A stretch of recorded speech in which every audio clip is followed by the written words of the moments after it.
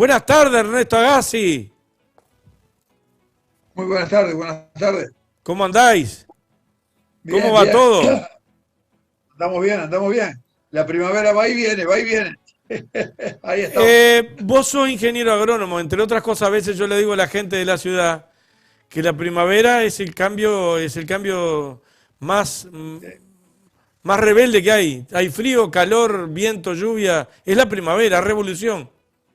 Es la época del viento y de que renace todo. Y a veces hay lluvia, se está retirando el frío para entrar algunos bombazos de calor. Sí, sí, sí, sí. Pero bueno, este, así es la primavera en el Río de la Plata. Sí, esa es la verdad, Río de la Plata. Exactamente. ¿Qué tenemos para hoy, Ernesto? Escuchame, nosotros veníamos hablando un poco de la colonización. ¿Te Sí. acordás que el martes pasado hablamos un poco porque es bueno ver de dónde vienen las cosas, ¿no? Perdón, ¿Cómo? perdón antes que siga. ¿Te llegó la columna? Sí. Sí, me llegó, sí. Está. Quedó bien, quedó muy bien. Bueno, y ahí veíamos el proceso de colonización en el siglo XIX. Fue el proceso de un país que en realidad estaba lleno de ideas liberales.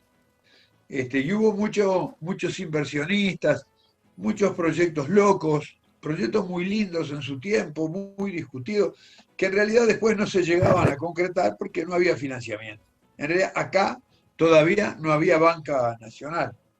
Quizá el esfuerzo más grande de crear un banco, porque se discutía si se necesitaba hacer un banco nacional para todas estas obras, no solo para la colonización del territorio, también para construir las ciudades. El gobierno largó la idea en 1870 de hacer un banco nacional, y el que hizo un proyecto fue Emilio Reus, que propuso crear una compañía nacional de crédito y obras públicas. Duró muy poquitos años, pero hizo cosas importantísimas. Bueno, en realidad el barrio Emilio Reus en Montevideo salió de ese ímpetu de construcciones que hubieron en aquel tiempo. Pero el banco quebró y Emilio Reus murió muy joven, y cuando él murió estaba el féretro con el cuerpo y nada más. Se llenó de enemigos. este, entonces, quiero decir esto que no, aquella época de grandes planes, no hubieron planes centrales, aprobados, con un financiamiento, por lo que hubo en realidad un proceso de colonias aisladas. Yo ya mencioné la colonia de los suizos, la colonia de los valdenses, que fueron algunas de las colonias que se mantuvieron por otros motivos, no por motivo de una precisión financiera o económica, sino más bien por motivos religiosos y por motivos de identidad de la gente que lo componía, pero fueron pocas, ¿no? De todas maneras, esas pocas cosas fueron muy positivas, pero lo que nos prometimos nosotros es que vamos a empezar con el siglo XX. Este, ¿Qué pasó con el siglo XX? En el siglo XX cambiaron muchas cosas. Se terminaron las guerras civiles y vino un gobierno electo. Vino el gobierno de don José Valle Ordóñez, este, que fue importante. Fue gobierno dos veces y el Partido Colorado ahí se afirmó como conducción del país. En realidad, ahí arrancamos con un problema nosotros, porque Valle se llevó muy mal con los estancieros, que eran los que poblaban la campaña nuestra.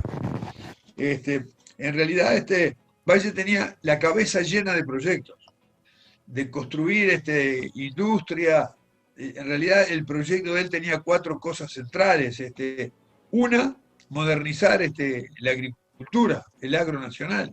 Para eso creó las estaciones experimentales, que eran campos diseminados en Cerro Largo, en Salto, en Paysandú, en Colonia, en Toledo, para traer técnicas nuevas.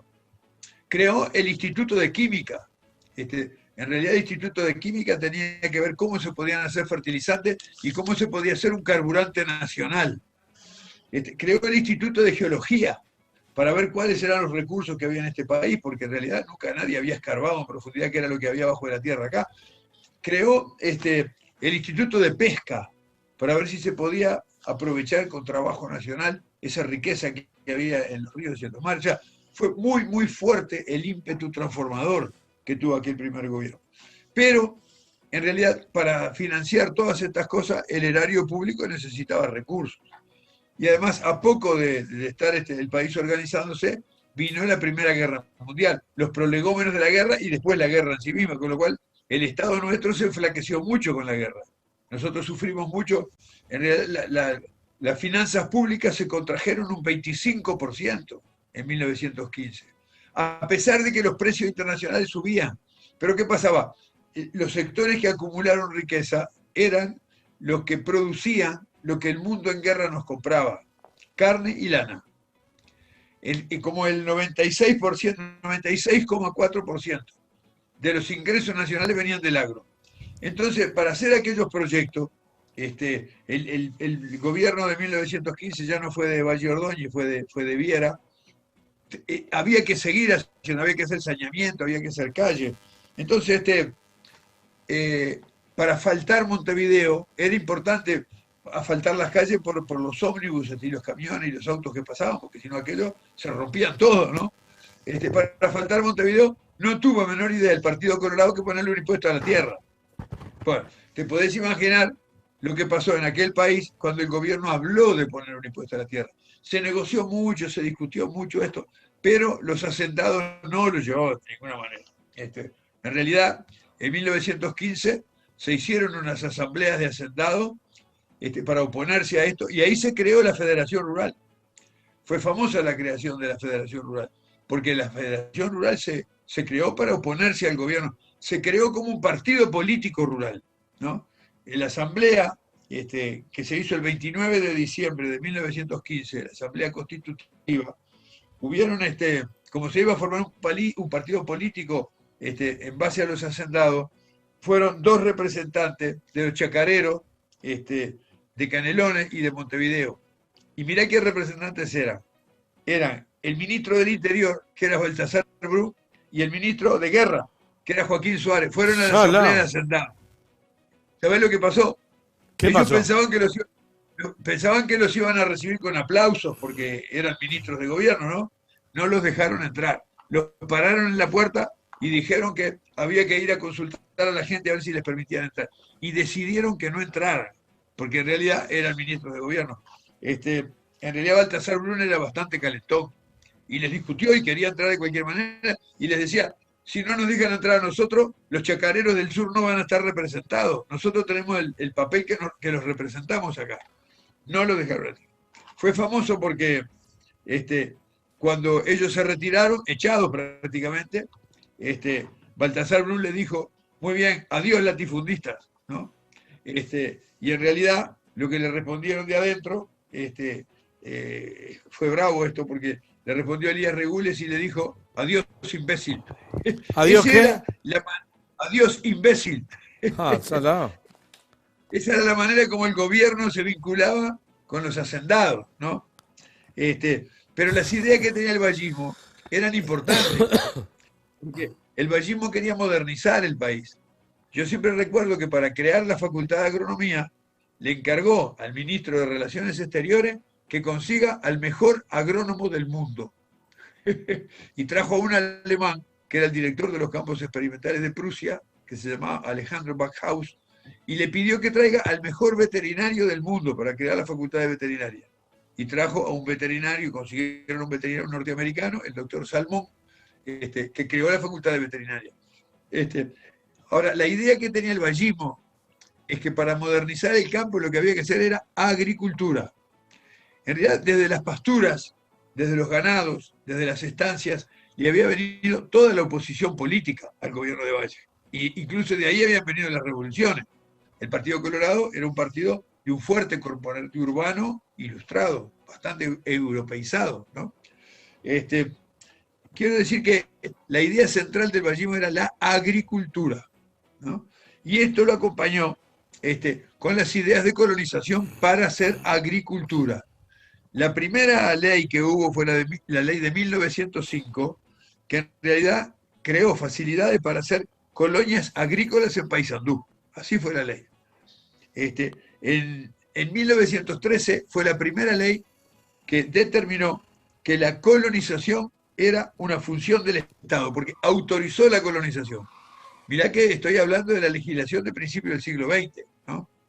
No voy a aburrir con las leyes, pero hubieron 14 leyes que fomentaron las colonias, ¿no? En realidad, en distintos momentos, en distintos lugares del país, en distintas circunstancias, algunas fueron para incluir agricultura en campos con ganadería, eso fue importante, porque se llamó de explotación mixta, ¿no? Después también, mirá que esa permitió pérdida hasta 300 hectáreas, o sea, eso ya era muy grande para pequeños agricultores, ¿no? Pero esas Pero, 300 hectáreas, Ernesto, estamos hablando de lo que dijiste en el programa anterior, que las colonias esas, o los campos se lo daban a gente extranjera que venía. eso era en el siglo anterior. Acá empezó ya a hacer el Estado con Ah, criollos. ah, Ya fue en los gobiernos de Jorge Valle, esto se hizo para orientales, para gente que era la que había sobrado en las grandes estancias. sí, Eran sí, pequeños recuerdo, sí, sí. agricultores, eran chacareros. Porque esto mismo pasó en la Argentina en este periodo. Tipo lo de Acá Villa se formó, Guadalupe. exactamente. En realidad, el gobierno en 1933 hizo un empréstito, o sea, se endeudó por 5 millones de pesos para, ¿qué? Para comprar tierras y distribuirla a los agricultores. Mirá que era una decisión importante y 5 millones de pesos era mucha plata, ¿no? Ahora, fíjate que 30 o 40 años después de empezar a hacer esto, también empiezan los problemas. Los agricultores muy chicos, algún año tienen una sequía o tenían la langosta, se atrasaban en el pago de las cuotas, entonces venía lo de pedir una moratoria, venían los intereses de la mora, todos esos líos, y empezaron los problemas también con gente que estaba endeudada a crearse otras leyes. Quizá una ley muy importante, Néstor, Sí. fue la ley de 1921 que autorizó al banco hipotecario a prestar plata para comprar tierra. Y en 1923 creó una sección adentro del banco hipotecario que se llamó Sección Fomento Rural y Colonización. Mirá cómo se llamó, Sección Fomento Rural y Colonización. Sí, Eso sí. ya te muestra la importancia que tenía la colonización en 1923.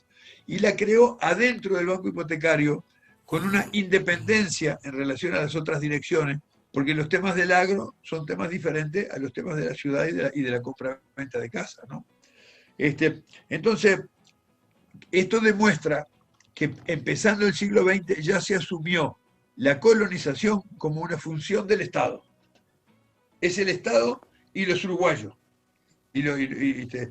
En fin, no solo los uruguayos, porque también se instalaron inmigrantes que venían, que eran agricultores y hacían su solicitud, pero en general fueron colonias, fueron grupos de chacareros, grupos de agricultores, grupos de gente que hacía la solicitud. Después vamos a ver lo que resultó de todo esto y vas a ver los números que dieron. Así que empezó la colonización como una función del Estado, ¿no? Se habilitó que el banco hipotecario diera los préstamos, se creó una sección de colonización adentro del banco hipotecario y empezaron los problemas con los desalojos, con el pago de las cuotas, que motivaron muchas leyes para reclamar de protesta por lo que estaban pasando los agricultores, ¿no? Yo te decía que hubieron 14 leyes. En este periodo que va desde principio del siglo hasta 1944, mirá qué importante, en realidad se dieron 1.866 préstamos. 1.866 préstamos para comprar tierra, ¿no? Eran solo para comprar tierra agricultores, ¿no? Y en realidad se hicieron miles de hectáreas. Algunos préstamos fueron para productores individuales, que sacaban un préstamo para comprar una tierra para ellos solos, pero la mayoría fueron para colonias. 72.000 hectáreas fueron en colonias y 40.000 hectáreas fueron préstamos individuales. O sea, la colonización del Estado hasta 1944-45, hasta que termina la Segunda Guerra Mundial, la colonización del Estado había llegado a 200.000 hectáreas en Uruguay. Era una cosa muy importante era. Y eso fue como consecuencia de toda esta legislación y como consecuencia de los reclamos que hacían los agricultores, los chacareros. Mirá que hubo la Comisión Nacional de Fomento Rural, hizo una cosa muy importante, inició un proceso de discusión con las comisiones de fomento locales, con las distintas gremiales que había, a ver si la tierra tenía que tener una función social o si la tierra podía tener una función patrimonial o especulativa. Hicieron un congreso que se llamó el Congreso de la Función Social de la Tierra. Lo hicieron en Paysandú en 1945. Fue muy importante, porque ese documento llegó al Parlamento. Y acá viene el asunto. En el Parlamento había distintas leyes presentadas. El Partido Socialista había presentado una ley, el Partido Comunista había presentado una ley de reforma agraria, el Partido Colorado quería hacer una reforma agraria y los sectores de productores y el Partido Nacional no querían hacerlo. Y ahí cayó el documento de la función rural de la tierra. Entonces, ¿sabés lo que se hizo en el Parlamento? ¿Qué se hizo? Se creó una comisión especial de reforma agraria del Senado. Para juntar todo esto, se creó el 18 de octubre de 1944. Comisión Especial de Reforma Agraria del Senado. Apuntalo con mayúscula, porque esto es muy importante. Y 18 de octubre de 1944. De 1944. Esta comisión trabajó 4 años. Porque imagínate lo que fue. Había distintos proyectos presentados, había una situación que quemaba en el campo, había gente que estaba endeudado con el banco hipotecario y no podía pagar, las deudas se acumulaban, pedían tierra, había que encontrar una salida para toda esta situación. Y además se importaban papas y se importaban cebolla. ¿No? Vos que trabajaste de peón de quinta, sabés que producir papa o producir cebolla es una papa. ¿No? Sí. Pero en aquel tiempo no había una producción importante todavía en el país. En Uruguay recién se empezaba a plantar trigo, y el trigo era importante porque el que daba la harina para hacer el pan. El gobierno había fomentado mucho la producción de trigo, pero todavía no había empezado la producción de otras cosas en el país, ¿no? Entonces, yo aquí voy porque si se definía que la colonización es una función del Estado, que tiene que tener en cuenta a la gente del campo para darle acceso a la tierra, si se definía que era deseable una racional subdivisión de la tierra, y bueno, todo eso tenía que juntarse, y los legisladores negociaron esto entre blancos, colorados, socialistas, comunistas y cristianos. Dijeron, bueno, vamos a hacer una cosa, en la Comisión de Reforma Agraria, vamos a laudar esto, y vamos a crear la colonización en el Uruguay. La colonización destinada a subdividir la tierra y a que accedan a la tierra los trabajadores y los pequeños productores. Eso en otros lados se le llamó reforma agraria, acá se le llamó colonización. Entonces, la ley que se sancionó en enero de 1948 se llamó Ley de Colonización. La Comisión de Reforma Agraria negoció esto entre los distintos partidos políticos y crearon una ley que es la que creó el Instituto Nacional de Colonización. En otros países este instituto se llamó Instituto Nacional de Reforma Agraria. Pero eso, los sectores más de los partidos tradicionales... ¿Qué fecha me dijiste que se creó la ley? En enero de 1948 se aprobó en el Parlamento. Y llevó 4 años de discusión. Y múltiples proyectos presentados, ¿no? Pero esto fue la ley que terminó, la que creó el instituto, ¿no? Lo que yo quiero explicar, Néstor, es que este fue el proceso de dividir tierra, de dársela a los trabajadores sin tierra y a los chacareros para que puedan afincarse en el campo con su familia y trabajar produciendo. Eso en otros lados tuvo otro nombre, acá se llamó colonización.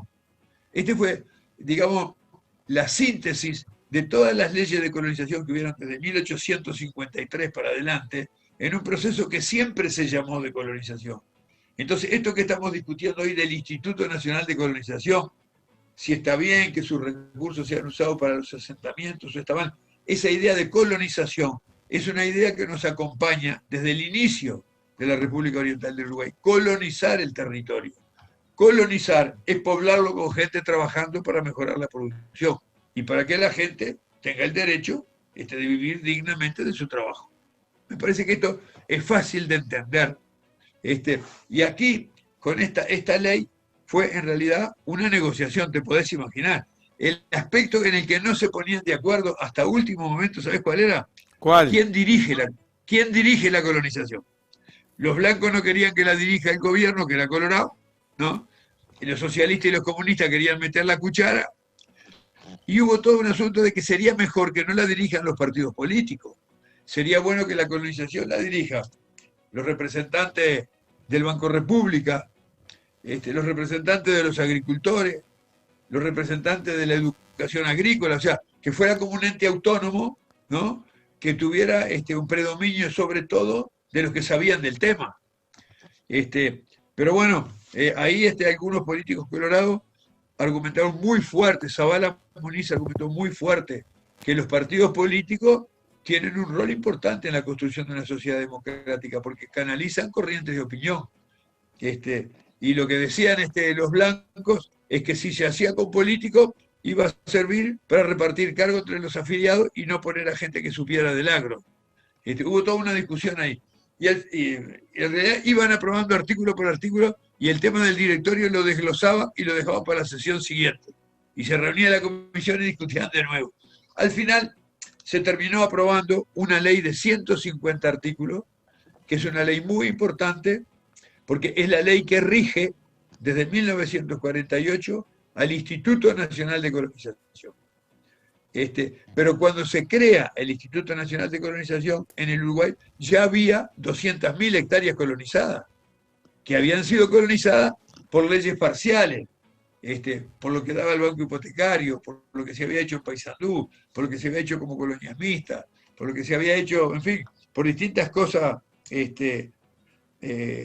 por la Comisión Asesora de Colonización, por el endeudamiento que había tenido el gobierno en bonos para después comprar tierra y repartirla, por la utilización de tierras fiscales. O sea, cuando se creó el instituto, ya había 200.000 hectáreas colonizadas. Así que lo que hizo el instituto fue crear el Instituto de Colonización, ¿no? Sí. Y a partir del Instituto de Colonización, ya tenés, como decían ellos, se creó una institución que va a centralizar todos estos temas. Porque antes fíjate que había que ir al Banco Hipotecario, para sacar un crédito había que ir al Banco República, la gente después, ¿qué hacía para pagar las cuotas? Estaba todo suelto en el Estado. Acá se hizo un instituto que centraliza todo lo que tiene que ver con la subdivisión de la tierra y con el acceso de los trabajadores a la tierra en el Uruguay. Se creó el instituto con esa visión. Es cierto, hubo gente que levantó la mano para votarlo, pero dijo, vamos a crear el instituto y después no le vamos a dar plata. Y otros que levantaron la mano para votarlo y dijeron, vamos a votar el instituto y después vamos a joder para que nos den plata para el instituto. Así que la suerte que tuvo el instituto después dependió de quién fuera el gobierno, de qué voluntad política tenía de darle plata y de qué posibilidad tenía de darle plata. Entonces lo que hizo el instituto en materia de colonización después de 1948 fue muy variable en el tiempo. Hubo momentos en los que compró tierra, hubo momentos en los que no compró nada, hubo momentos en los que vendió tierra. En el gobierno del doctor Jorge Valle vendió tierra para pagarle el sueldo a los empleados, ¿no? Y durante todo el periodo de gobierno compró 47 hectáreas durante 5 años, pero vendió 100 y pico. No, en realidad el balance fue negativo, pero el Estado no podía comprar. Si estábamos fundidos, ¿qué va a comprar? Y además Jorge Valle dijo que había que cerrarlo también. Esto que se está discutiendo ahora no es la primera vez que se discute, ¿no? En cambio, por ejemplo, alguien que le dio bastante recursos fue Pacheco Areco. Pacheco Areco consiguió un préstamo internacional para comprar tierra y darle a colonización, porque él pensaba que dando tierra en el campo separaban un poco las contradicciones y las marchas que tenían los peludos y todo eso en el Uruguay, y se podía tranquilizar el país, ¿no? Y bueno, así que fue muy variado esto. Cuando llegó el Frente Amplio la cosa cambió totalmente, porque el Frente tomó la ley, la modificamos, se modificó casi toda la ley, actualizándola, y después se asignaron recursos y se compró tierra todos los años. Capaz yo después, en la conversa que viene, voy a explicar más qué se hizo en el Instituto de Colonización, cómo estaba el instituto en el 2005 y qué fue lo que se hizo después, ¿no? Como prolegómeno a discutir lo que se está discutiendo hoy. ¿Qué es lo que hacemos con el instituto? ¿Qué hacemos con el instituto? Pero me parece que esta es la historia, Néstor. Esta es la historia del siglo XX, llegamos a la sanción de la ley. La ley fue un papel escrito. Las leyes nunca cambian la realidad, Néstor. Son importantes porque teniendo la ley escrita se puede reclamar que se cumpla, ¿no? También el que la sanciona y no está muy de acuerdo dice, bueno, está, pero vamos a ver los recursos que conseguimos. Pero lo que yo quiero resaltar es que en la Comisión de Reforma Agraria del Senado, la ley de colonización fue un punto de negociación entre los distintos partidos políticos y en realidad hacer andar el Instituto Nacional de Colonización fue una política de Estado, porque eso lo votaron en el Parlamento todos los partidos políticos, porque todos los partidos políticos metieron virome Y en la redacción. bien amplio el Partido Nacional, el Partido Colorado y después el Partido Socialista, el Partido Comunista de aquella Sí, época. de aquella época, sí, sí, sí. Y yo te digo quién estaba quién era la Comisión de Reforma Agraria. La Comisión de Reforma Agraria es una comisión bien importante. Los integrantes de la Comisión de Reforma Agraria, mirá que te digo, yo lo tengo apuntado acá, quiénes son, tengo el documento que mandaron ellos, ¿no? Es importante porque lo integraban senadores de todos los partidos políticos. Lo integraba, por ejemplo, Manini Río, el tío del actual Manini Río. Lo integraba Gallinal. Lo integraba bueno, está bien, Gutiérrez, del Partido Colorado, le importaba Zavala Muniz, o sea, no importaba Julia Arévalo del Partido Comunista, integraba la Comisión de Reforma. La Comisión de Reforma Agraria era una comisión pesada, de gran representatividad política. Mirá, César Mayo Gutiérrez, del Partido Colorado, Cesario Alonso Montaño, del Partido Colorado, Justino Zavala Muniz, del Partido Colorado, Gregorio Barañano, no sé de dónde era, Dardo Regule, del Partido Nacional, Gustavo Gallinal, del Partido Nacional, Carlos Manini Río, que era un independiente colorado, Julia Arévalo, que era del Partido Comunista. Fíjate que estaban todos los partidos los que la redactaron la ley. Entonces, yo te diría que esa ley, si bien había algunos sectores en la sociedad que no estaban de acuerdo con que se sancionara la ley, porque decían que era una ley comunista, pero esos eran los de siempre, eran los grandes estancieros, los que le mandaron telegrama a los senadores diciendo que si votaban esa ley no los iban a elegir nunca más para el Senado. Dijeron que esa ley era una afrenta a la democracia, que era sovietizante, que este instituto que iba a comprar todas las tierras del país y que iba a ser un soviet en Uruguay. Eso decían para asustar a la gente, ¿no? Ahora, esto se discutió en la comisión, se discutió en el Senado, ¿eh? Lo dijeron, el miembro informante lo dijo.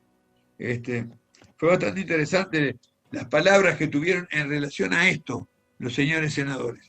En realidad fue importante lo que dijeron porque hubo un senador de la República que fue importante, que en realidad dijo que cuando un senador que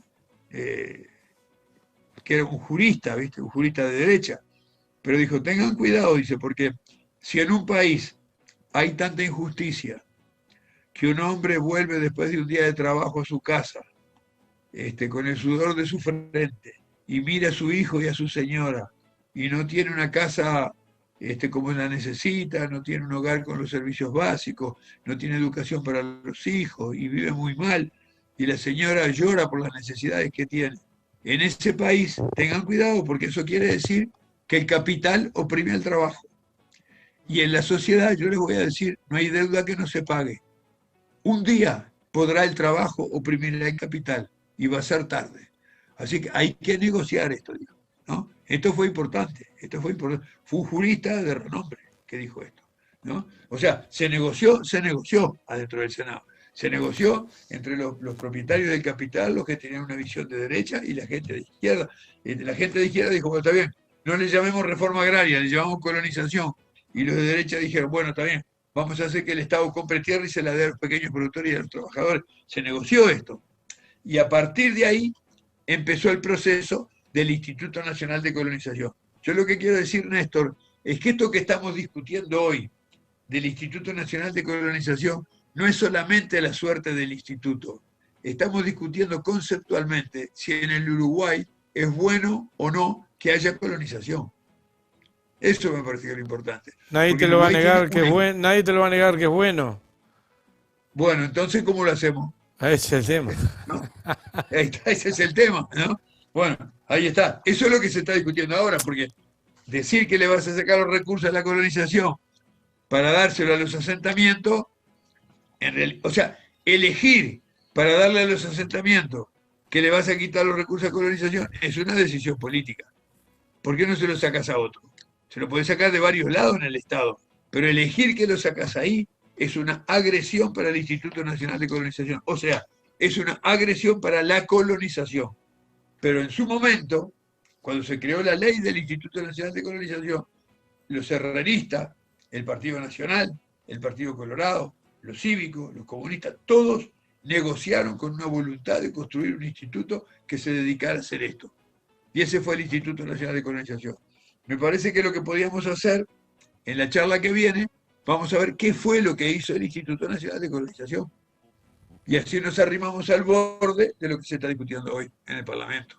Espectacular. La verdad, Ernesto, que a mí, yo saco apunte. Pero con el tema de las leyes que ha enumerado, habría que ir a bicharlas todas y le pido a los televidentes que lo bichen porque se aprende y mucho. A veces discutimos sobre, porque no hay tiempo, porque hay que ir ahora o porque hay que votar, incluso porque hay que votar ahora. Y hay muchos actores políticos que no manejan esta parte de la historia que es compleja y que enseña a ver cómo estamos parados y enseña incluso a muchos uruguayos, Néstor el burro primero, de cómo se crea el Instituto Nacional de Colonización y cuánta importancia le doy. En síntesis, lo que remataste al final ahora, salao, es más que importante. Seguro. Fue una creación nacional esto, que viene del artiguismo, pero fue una creación nacional. Todos los partidos políticos pusieron sus frases ahí y pelearon para que quede en la redacción, y la redacción la votaron todos, porque todos, en aquel momento, estuvieron todos de acuerdo. Hoy, ¿hay algunos que no están de acuerdo con mantenerlo? ¿Por qué le sacan los recursos? Que lo digan claramente, que no lo escondan bajo el hecho de financiar una cosa que se necesita en el país, que digan claramente. Bueno, mira, nosotros pensamos que el Uruguay ya está suficientemente colonizado, que entonces en realidad no lo precisamos más, que lo digan. ¿No? Bueno, vamos a ver qué dicen los colonos, qué dicen las distintas gremiales rurales, qué dicen los hijos de los colonos que quieren quedarse a trabajar la tierra. Porque ¿quién puede comprar tierra hoy, Néstor, a $3.500 la hectárea? ¿Te das cuenta que si vale $3.500 la hectárea, 100 hectáreas cuestan $350.000? Va a ser poca gente la que pueda comprar tierra en el mercado, ¿no? En realidad, en vez de tener un mecanismo de mercado para acceder a trabajar en el medio rural, es mejor tener una institución que se ocupe de eso. Eso en un momento se negoció así. Hay algunos que quieren salirse de esa negociación, o algunos que capaz en aquel tiempo no estuvieron de acuerdo y ahora aprovechan los lugares que tienen en el Estado para boicotear. Bueno, me parece que ese es un tema para pensarlo, y es un tema serio. Gracias, Ernesto Agassi. Muchísimas gracias. Nos encontramos el martes.